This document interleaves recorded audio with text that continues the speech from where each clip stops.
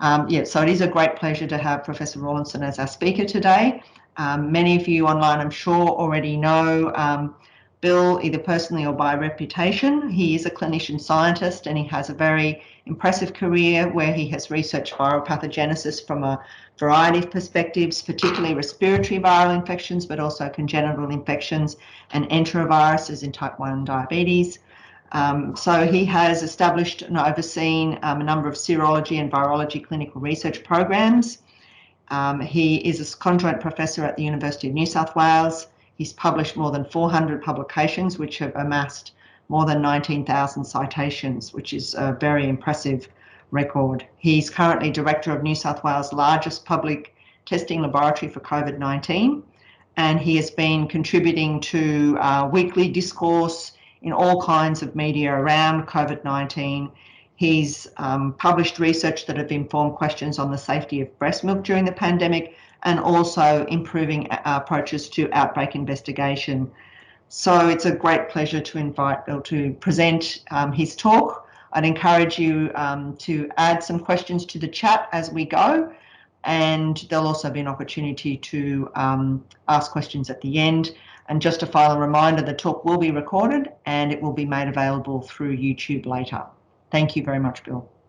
Thanks very much, Jenny. And look, it's great you can all be here. It's very funny to be talking to my screen, but I'll do my best to be engaging in this unusual setting that we all have. So look, I'm going to talk about whole genome sequencing, or WGS, which I'm sure you're all aware of, and a little bit about variants of concern, or VOCs. We're all subject to the media now, and a lot of the information that happened or was available in 2020 and ongoing often comes through the media, and I like the term TLAs, or three-letter acronyms, which is why it's in my title. The work is largely done by our team who work here. The team concerned with whole genome sequencing and SARS are Jane Al, who does sequencing. This is one of our MySeq machines. The bioinformatics is done by Charles Foster, as well as another bioinformatician. He's holding the other platform we use, which is an Oxford Nanopore MinION. And Mariana Ruiz down here is another research assistant who works with Jane and Charles and I, as well as others, on whole genome sequencing. They're part of a group, particularly Kiwok Kim, who's a postdoc who works with us, who does a lot of whole genome work. Catherine Lau works in the quality assurance area. Sonia Isaacs and a number of other PhD students work on whole genome sequencing as well. So that's our research group. So I'm going to talk a little bit about a couple of definitions, a little bit about how we diagnose SARS here, and a little bit about the virology, and then spend hopefully most of the time on whole genome sequencing and how we've used it and what we've learned from it, and some of the data that we have not yet published, because I think it's important to try and present something that's not yet here. Some of you will know a lot about this, and so particularly as I don't know who's in the audience, I thought I'd start with some basic definitions. So for the next 5 minutes, those who know all this, you can doze off, but I hopefully, particularly in the fourth and fifth areas, I'll show you some data that have not yet been published and which I hope might be useful for you.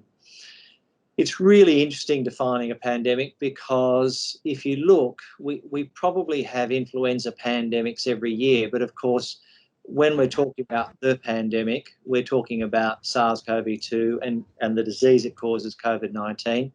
And really, we're talking about this global engagement with an epidemic which crosses boundaries and affects large numbers of people. I'm not going to talk a lot about the sort of background. I'm sure you've all heard this, or you can get it on the internet, but I'll just put it in context. I'll be talking about lineages, which are basically species sequences that have evolved from a predecessor. So they come down a line, they're unilineal, and they have common descent. And I'll be talking a little bit about clades, which are basically organisms that have a common ancestor and all its lineal descendants on a phylogenetic tree. And this has become of interest, of course, because we now talk about lineages in terms of the variants of concern, and we now have masses of genomic data and I'll sort of touch upon that a little bit later. Of course, we thought it was pretty clever to be able to tell somebody whether they had flu or a rhinovirus, because influenza, of course, has vaccines and therapies. More recently, we've become interested in coronaviruses, particularly, of course, in SARS-CoV-2 in 2003, the last case being in December 2003, January 2004. We have an ongoing MERS, or Middle Eastern Respiratory Syndrome coronavirus, but of course it's really SARS-CoV-2 and COVID-19, the disease it causes, that have made the coronaviruses front and centre in our thinking. Just to remind you, there used to be 3 coronaviruses we knew about. We then found out about SARS coronavirus. We then found out about a virus called HKU1, which is a sort of more distantly related coronavirus, and then MERS, and of course most recently SARS. And as I say, it used to be clever to say whether somebody had flu or not flu, but of course now it's come down to same-day diagnosis of the lineage of SARS-CoV-2. So we've moved from an area of knowing a bit about respiratory viruses to knowing a lot about some of them in great detail. Without going to the politics, COVID-19 and SARS arose in Hebei province in Wuhan.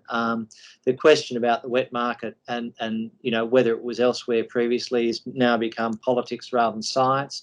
But this is a really nice paper from very early, before the politics took over. And the really interesting thing is that early on, most of the cases were arising associated with this wet market, and then subsequently, as the local infections spread and time went on through January, they became less and less involved, and there was spread elsewhere. The other interesting thing is that early on, none of the cases were healthcare workers, but of course, quite rapidly after that, healthcare workers became infected, and a number died. And of course, Xi Wenliang famously told people about the outbreak and was berated, and he was an ophthalmologist who died. And I think we should remember now and going forward that people, you know, early on did a lot of work on this without knowledge of what was going on.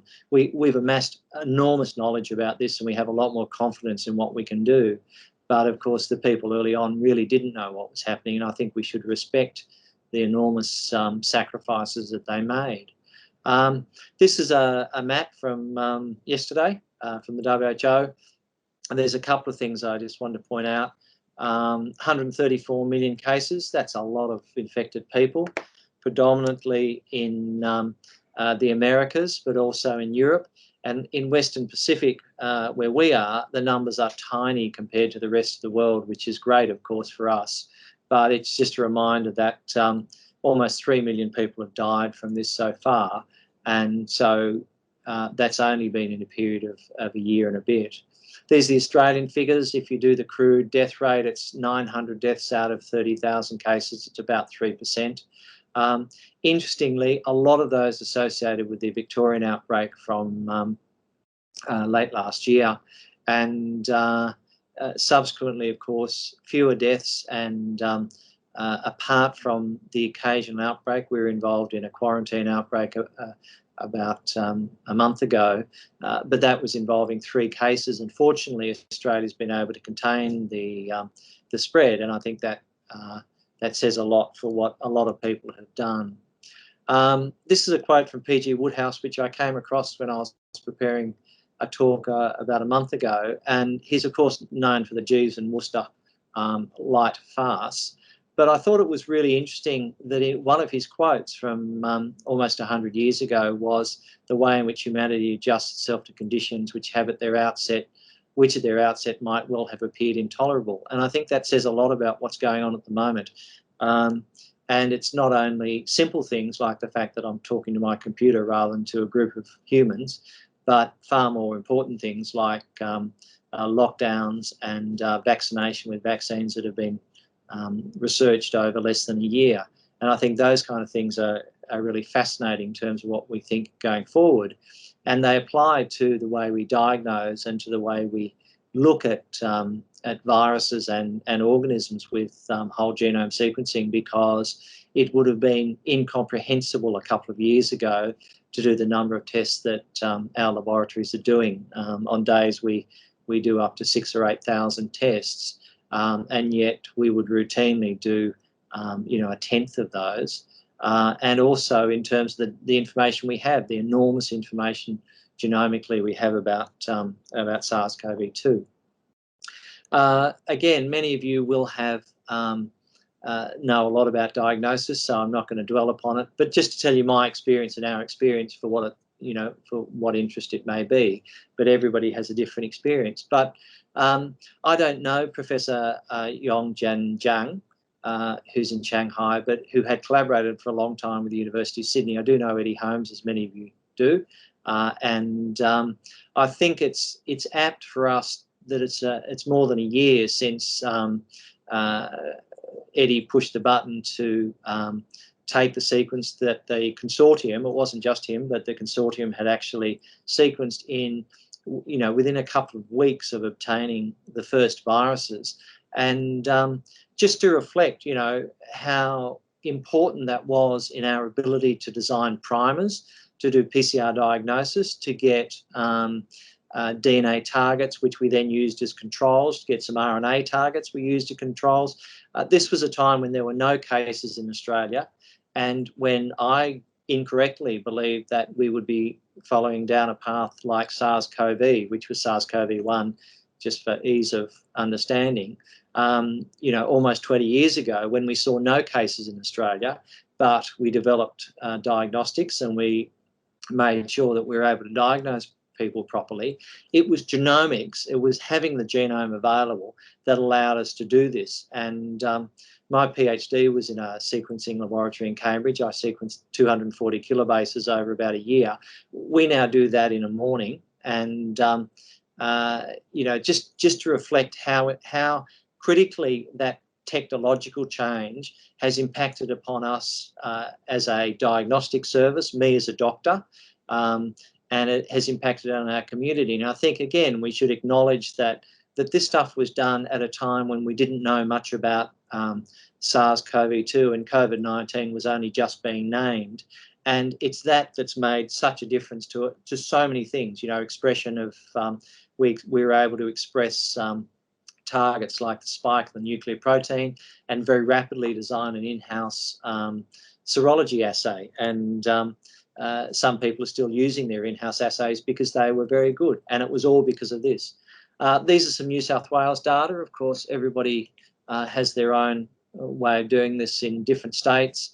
I'm at the Randwick Laboratory. We do most of the testing along with Royal Prince Alfred for the state. We do about, between the two labs, we do about 40 to 50% of the tests each day. But there are a large number of laboratories around the state who also test, and importantly, of course, test smaller populations, but often at-risk populations. And one of the great successes in Australia has been the prevention of serious entry of SARS-CoV-2 into the remote, rural and Indigenous populations of Australia. And that's been an enormous success. It's really something we should be very proud of. And a lot of these smaller laboratories have very rapidly upscaled to be able to diagnose. And again, a lot of it's been based upon genomics and our understanding of the genome. We commenced testing January. We made the first diagnosis a couple of days after the Westmead laboratory, and a couple of days after the laboratory at Bidrell in Melbourne. And we now use pooling. So we do pools of 4, which we've shown does not reduce our sensitivity, and we use a number of automated commercial platforms. We also have in-house assays, but we don't use those. We find the commercial assays have internal controls and QA that we prefer. People have different ways of doing it, but essentially we all have now a quality assurance program through the RCPA QAP, and that allows us to compare results from different labs. We do have some shortages. They've become sort of smaller. We were very concerned about shortages originally, and the equipment mean time between failure, of course, has become shorter as we run our machines 24 hours, 7 days a week. And that's also affected a number of people who work here, and certainly illness and stress has been one of the plans that we have, and that included plans for the group shown here. You'll be pleased to know, because they don't have masks on, they're all holding their breath so that we didn't go outside of our cohorting rules. But we have a blue team and a white team. They wear those coloured gowns and they don't cross over at all. And then we still do that, so that if one individual within a team is infected, then the other team's available. And that was particularly important when we were doing sort of 2, 3, 4, 6,000 tests a day, and the loss of a laboratory would have made a significant difference to the effort. We still are engaged very closely with the public health authorities as a reference laboratory, and with the Ministry of Health, and they have moved from a sort of traditional case control sort of interventional study. This is a photo of the famous Broad Street pump and John Snow's removal of the handle associated with a cholera outbreak in London. But of course, it's now really based around genomics, and that informs the epidemiology. But it's part of the whole public health response, and it goes without saying that traditional public health, that is, contact tracing and talking to human beings about where they've been and what they've done, and in fact in quarantine, of course, filming them so that that we have a way of being certain about that, is still a major part of public health control. And this, of course, is Ebola in West Africa and the spread, and it just shows how you can map the spread. Of course, the other things that have happened have been a whole new set of games, and this is one of the many things that have come out of SARS. And this is the social distancing version of Where's Wally, or is the US one, so it's called Where's Waldo. SARS-CoV-2 is a coronavirus very closely related to SARS, which I'll call SARS-CoV-1 just to distinguish it. It's also very closely related to bat coronaviruses, and particularly to one that I'll show you in a second. And the question about where it arose is kind of irrelevant in one sense, in that there's no doubt that amplification occurred within Wuhan in Hebei province in China. And the question still remains as to whether there was an intermediate host between bats and humans. There's been a lot of literature around this, and there does seem to be, in my mind, little doubt that you can get direct spread from bats. Whether there's an intermediate host, and the pangolin, which is sadly traded in wet markets as some kind of food, is potentially an intermediate host, because the pangolin lineages of SARS coronaviruses are very closely related to SARS-CoV-2. This really is slightly complicated, but I'd like you to focus on the phylogenetic tree in the middle.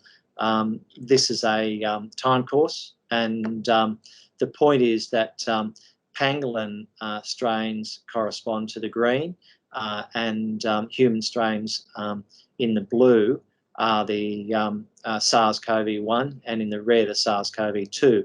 And the point is that these are still quite closely related when you look at them in a tree, however you draw that tree, but they are distinct enough as viruses, and I would say viral lineages, to say that bat as well as the pangolin and human SARS coronavirus, two related viruses, are closely related. And as I say, we still are unsure of whether that represents the pangolin as a separate or an intermediate host.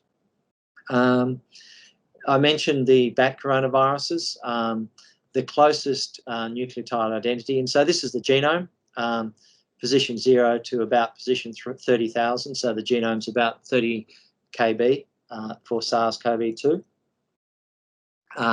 If you look across the genome and you look at different bat coronaviruses and their relationship, then you find a close relationship with this particular one, RATG13, and that's been identified as one that's been is present in, I think it's golden horseshoe bats. And the point is that the similarity between that and SARS occurs right across the genome. The other question is about pangolin and the bat coronaviruses. It does appear that the regions, and these are the regions down here, again, starting at nucleotide 1, finishing at the carboxy terminus. And essentially, with pangolin, you don't see the same relationship all the way across the genome that you tend to see. It seems to be that in some areas it's more closely related than other parts of the genome.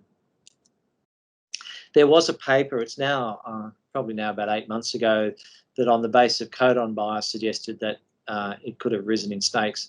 For many reasons, the paper was flawed, and just for those who've read that paper, my view, and I think a lot of people's views very strongly, that it's not a great way of looking at similarity at a viral level. It can give you some idea in terms of codon bias, but certainly there's no evidence either there or elsewhere that snakes were an intermediate host.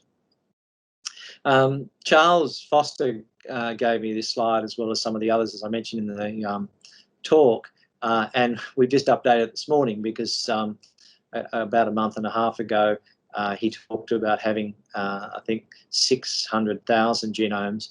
It's now more than 1 million SARS-CoV-2 genomes. So the amount of data we have is huge, and that brings me to the utility of whole genome sequencing, because we use it on a daily basis. It's of interest in evolutionary times, in evolutionary discussions and evolutionary thinking about the virus and looking at where it may have arisen. This is a graph of bat coronaviruses, and these are different types of bat coronaviruses and where they're located. The interesting thing, of course, these are all in China. The interesting thing is that they do have different distributions, but we do see recombination between the coronaviruses of bats, and we do see differential spread. It's not that every bat has multiple viruses. Some of them may, but the reality is that the spread is presumably related not only to the host bat, so the host bat type and their distribution, but possibly also to the virus itself. I'd like to spend a little time on this because I think this is really interesting, and this is looking at the genomes of SARS-CoV-2, so human SARS-CoV-2, the most closely related bat coronavirus, this RATG13, a representative pangolin and some other bat viruses from elsewhere, and also SARS-CoV-1. And one of the really interesting parts is the receptor binding domain, because that seems to be mutated in some types, and particularly the splice region, which is of course mutated, and because the S gene is the spike. Sorry, I said splice. I meant spike. The spike protein is represented in vaccines. There's a lot of interest in S gene mutation and how that might affect the neutralizing antibody and other host cell immune responses. Because if you give a vaccine and the virus escapes from that vaccine, then clearly you can get further spread. The really interesting thing is that there were some unusual changes early on which were noted in the spike gene, and it's interesting that subsequently some of those unusual motifs, particularly the furin cleavage site, have been seen also in other bat coronaviruses and closely related bat coronaviruses, and by closely related I mean genome-wide.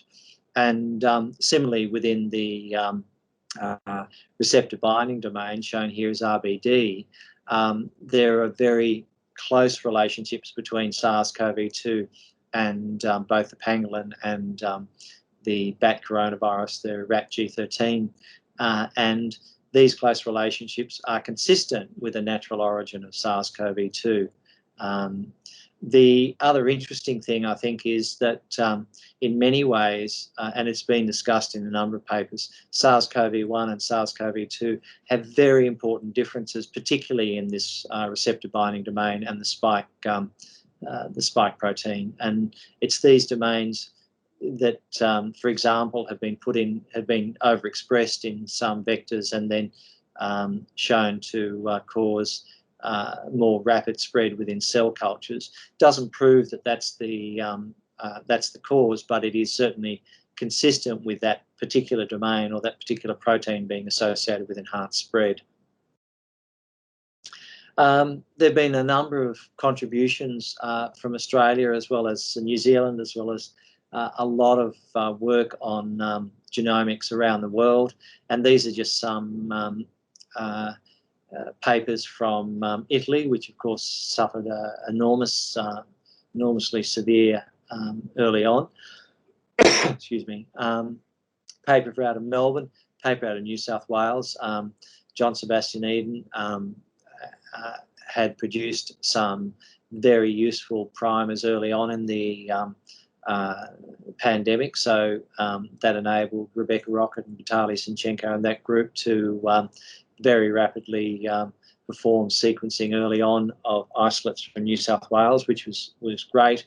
And similarly in Melbourne, using either Arctic or John Sebastian Eden's work, they were able to produce early on sequence as well.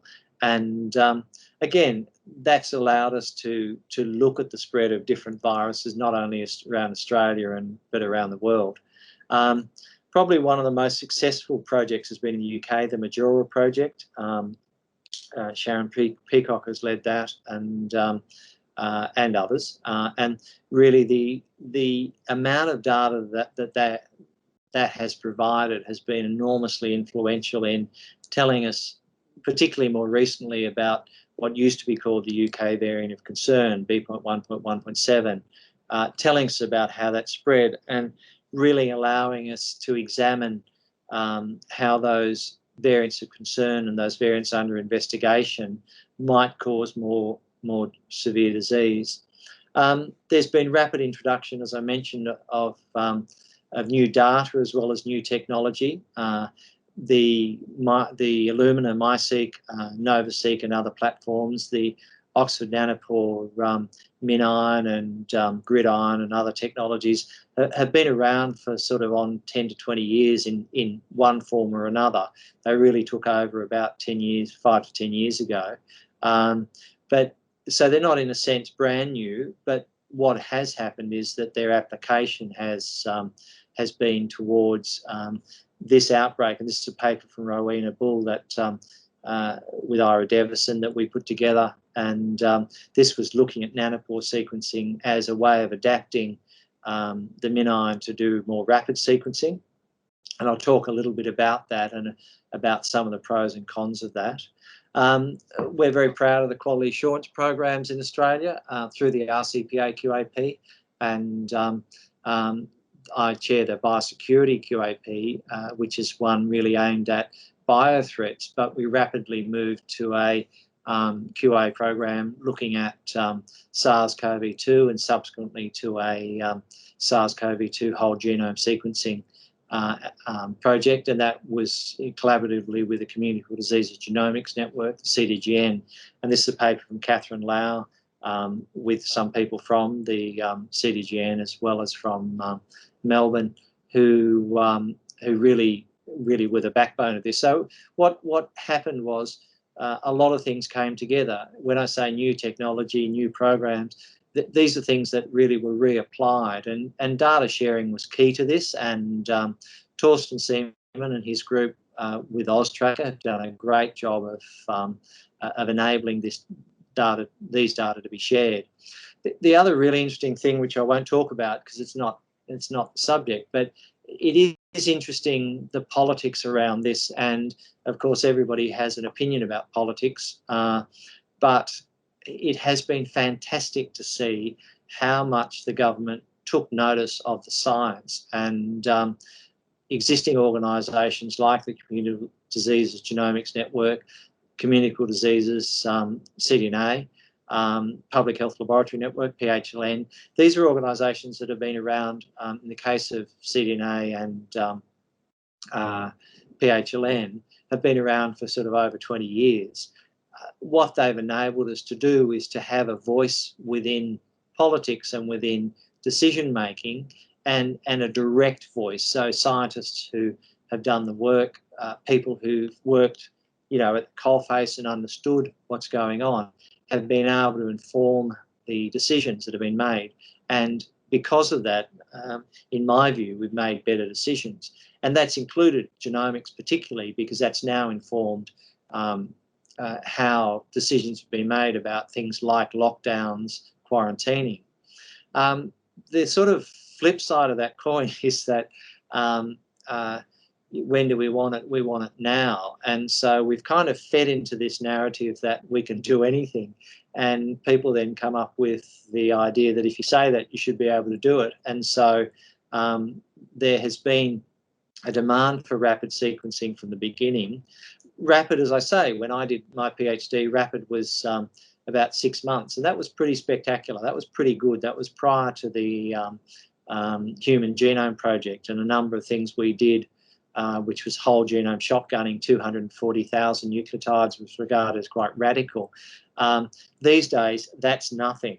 And so rapid sequencing then became, you know, 2 days, maybe a week, came down to 1 to 2 days, and now it's down to less than a day, probably more like 8 hours. So you've got to sort of watch what you promise, because when it becomes available and you've got a pandemic, then applying it to things like the variants of concern and allowing rapid diagnosis of those becomes extremely important. As I've mentioned, Lumina and the MySeq, and again, many of you will be familiar with this, but just we initially had this as a platform, and all laboratories around Australia were using it. It has it's very highly accurate. It has somewhere between a 0.2 and a 1% error rate, but of course that's reduced as you accumulate more data. Very well established. And available in New South Wales as well as in Victoria and Queensland. Less available elsewhere, though. That's very rapidly changed over the last 12 months. We looked, as I showed you in our paper that was published a couple of months ago, we looked at the Oxford Nanopore platform. It's very rapid. You actually, it was really designed in the UK as a way of sequencing rapidly, less accurately. The error rates have been reported, and you can look it up in the literature, but my view is it's probably about 8 to 10%. But that error rate goes down enormously as you accumulate more data. So, you know, error rate really depends upon when you stop accumulating data. So it's how long it takes to accumulate that really determines your error rate. And in fact, it now gives us quite acceptable error rates. There were a number of concerns about this originally. There were concerns about reliability and early on availability, and all of those things have really been overcome. And in our view, the error rate's actually not too high. And as I say, we've published our early experience with it, and now I guess the evidence is that every state in the country which is sequencing on the Illumina also has ONT nanopore capacity, and rapid sequencing is being done using that. And these figures on the right really show you the, if you concentrate on the yellow, the blacklist sites are ones with higher mutation rates. Basically, as you progress towards higher coverage, you get more accurate base calling, and you get more accurate lineage and mutation determination. So it's not the be-all and end-all, but what it does is with adequate time and expertise, it gives an accurate and reliable diagnosis of lineage.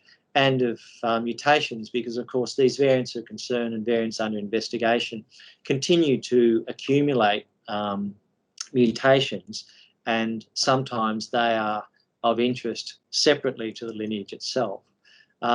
This is again one of Charles Foster's slides, and he's just looking at the run on aminion, so on the ONT platform.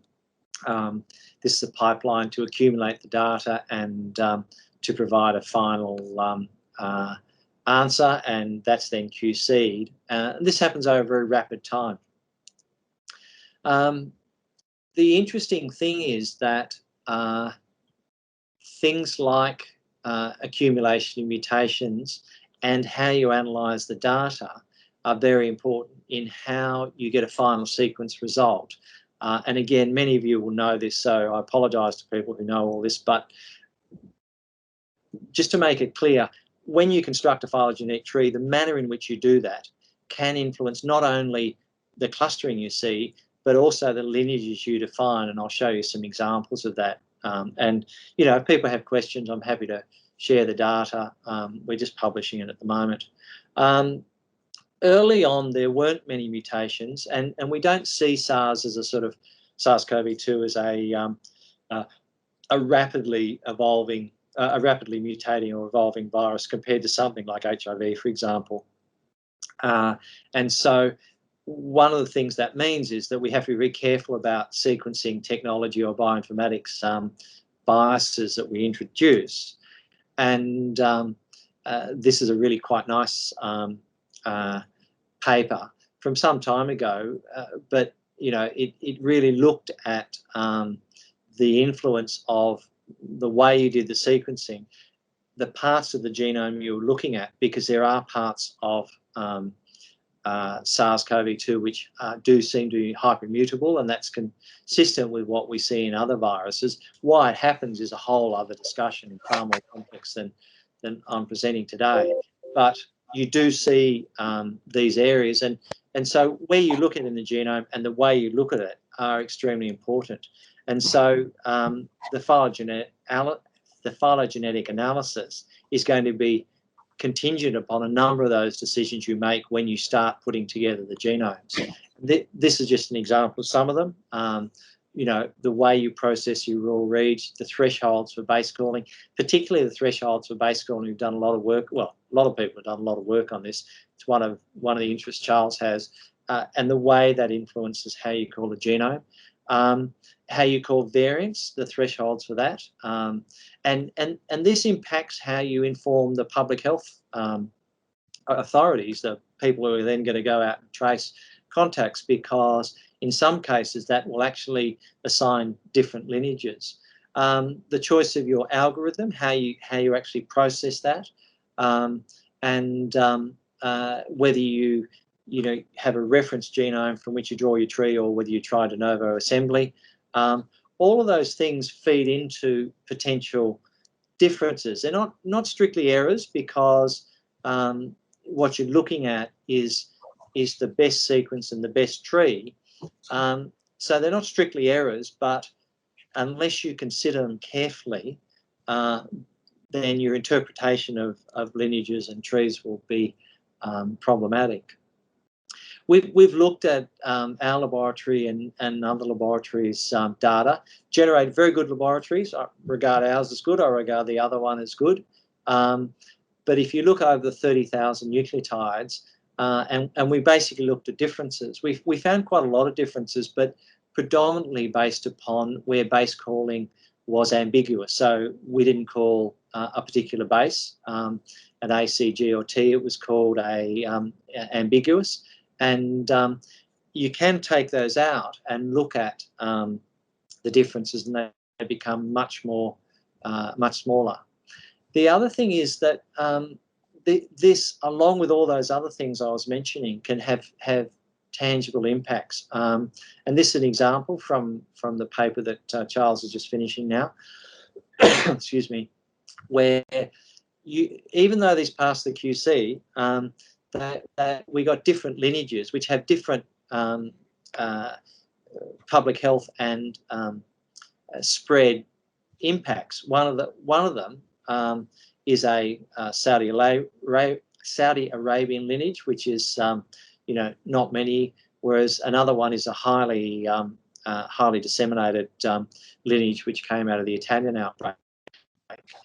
And these are clearly related, but if you're going to make calls about things like transmission, you have to be very sure not only the technique, so not only that it's accurate, but how you're going to call those and why it's accurate, and that's what I've hoped to present. And like I say, we're just publishing that at the moment. So in summary, a science-based response has made a big difference in my view and in a lot of people's view. The laboratory information, and these are just a few of the people who contributed. Lots of people have contributed and done really fantastic work. We still have this problem that unless we have enough virus, we can't identify it, we can't sequence it, then it does leave gaps in our ability. So there's lots of work to do on getting those sequences of SARS-CoV-2 from individuals. And of course, this is a major problem at the moment because most of the cases we see have low viral loads, that is high CTs on real-time PCR. But we do have the opportunity to look at mutation and lineage change over time. There's an enormous amount of genomic capacity in Australia now. We've had MRFF grants, we've had NHMRC grants, and really a lot of the capacity is there, and it's now things like reliability and repeatability and how we're going to do it and how we're going to do the analyses, which is really currently being discussed. I just thought I'd mention briefly, we also have a number of other research interests in the last couple of minutes. A lot of people are interested in near patient testing and rapid testing. We've had some projects on mass spectrometry looking at identifying proteins, particularly for these lower CT projects. It hasn't worked so well for that, but what it's worked really well for is sorting out excuse me, uncertainty between different PCR results. This is a smartphone project we have with Padma and Justin Gooding, who are in the School of Chemistry, based around gold nanoparticle accumulation. There's a lot of work which has been very pragmatic on serology. There's a lot of interest in phylogeography. This is part of a grant we funded through UNSW and subsequently through MRFF to look at spread locally.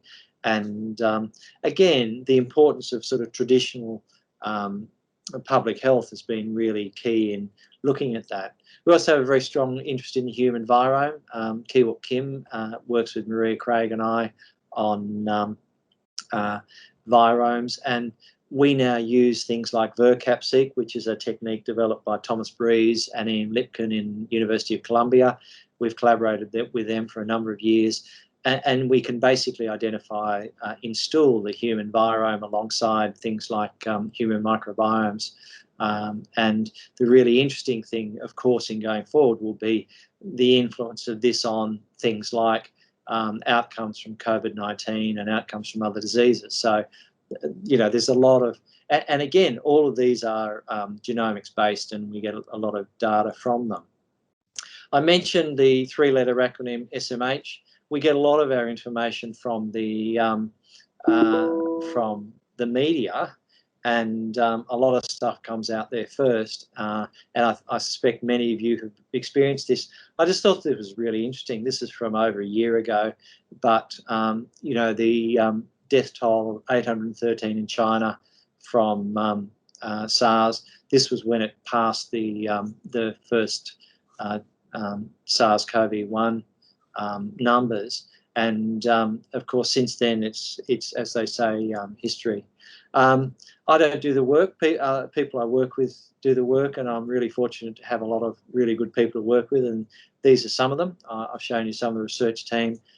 This is the diagnostic team. We've had a lot of support, and this is sort of a typical 9 a.m. start, led by Anna Kondilios and Xin Nang, who can't quite see there. And we've had support from these other people. And I'd close with Fred Sanger's quote, and I think it's apt because, of course, Fred Sanger really, along with my supervisor, a guy called Bart Burrell, doing his PhD with Fred Sanger in Cambridge in the 70s and 80s, developed what's now called Sanger sequencing. And I really like this quote. It's one of my favourites. And the reason is because Fred Sanger in 1980, I think he'd received his second Nobel Prize because he developed protein sequencing and subsequently nucleic acid sequencing. And I just like it that he acknowledges that we all make a contribution. That's true. We all want to improve human life. But he says it's these pursuits that we students are engaged in.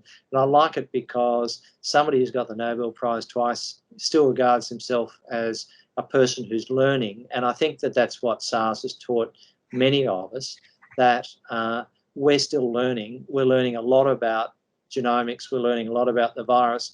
There will be more to learn. And if somebody like Fred Sanger can be humble enough to see himself as a student, I think we all should. And I think what we have seen is that ability to seek for knowledge and to seek for the truth has been really at the forefront of our success in this area.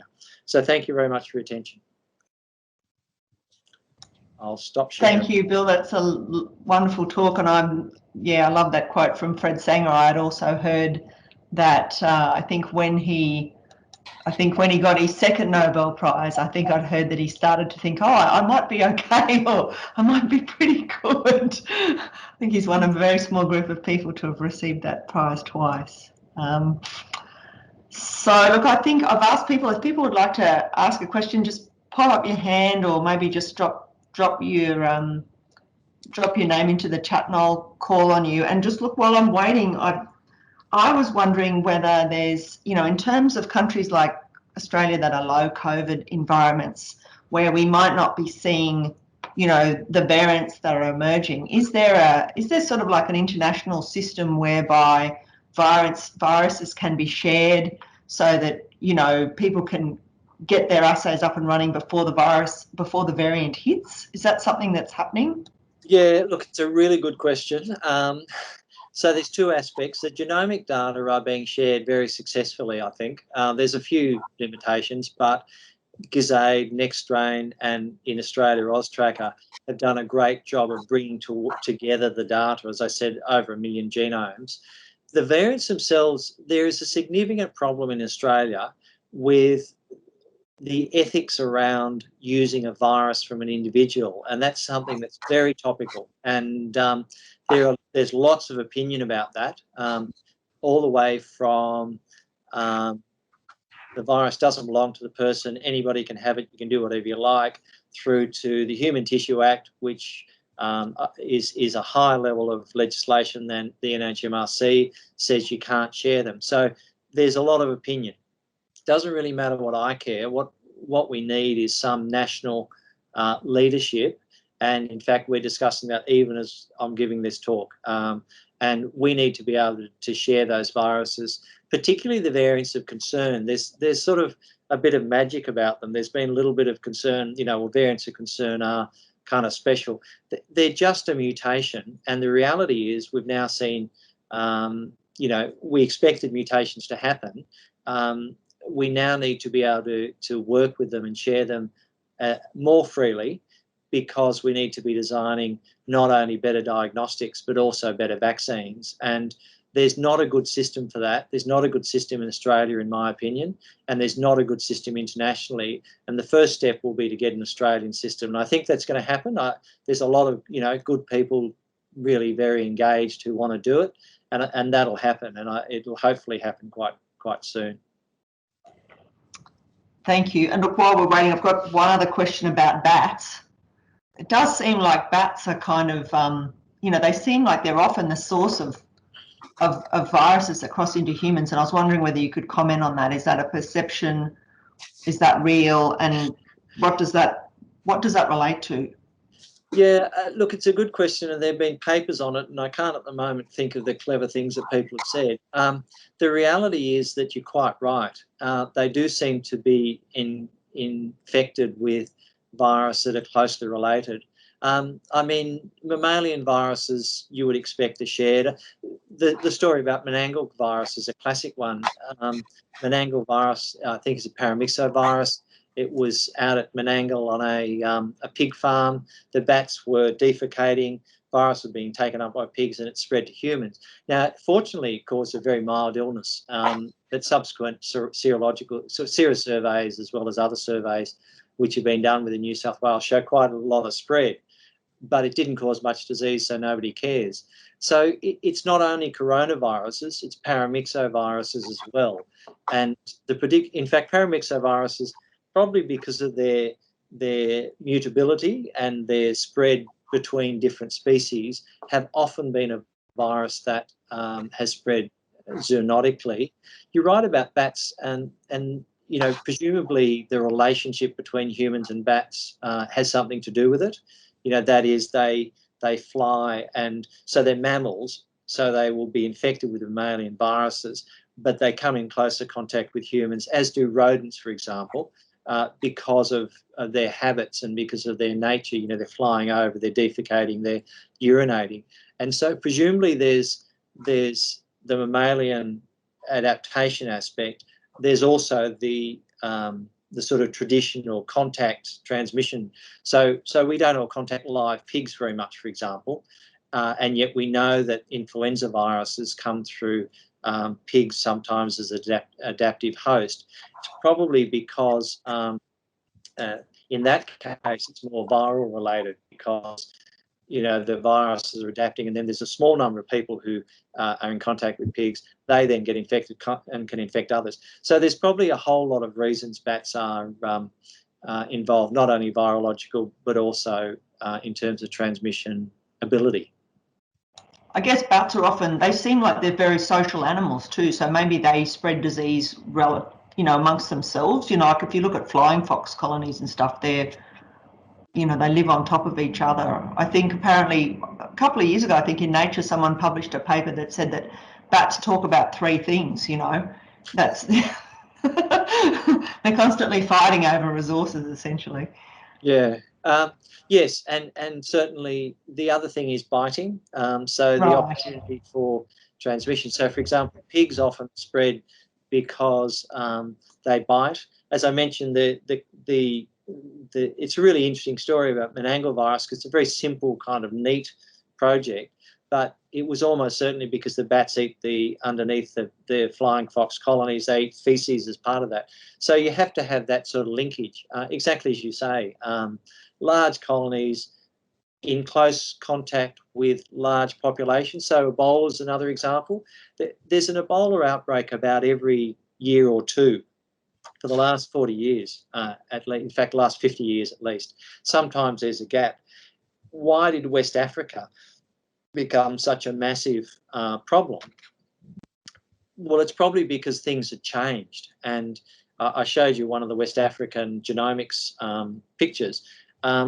It's probably because people were more closely concentrated. Why did SARS-CoV-1 not spread in the same way SARS-CoV-2? And there'll be a lot of discussion about this. So, you know, everybody has an opinion.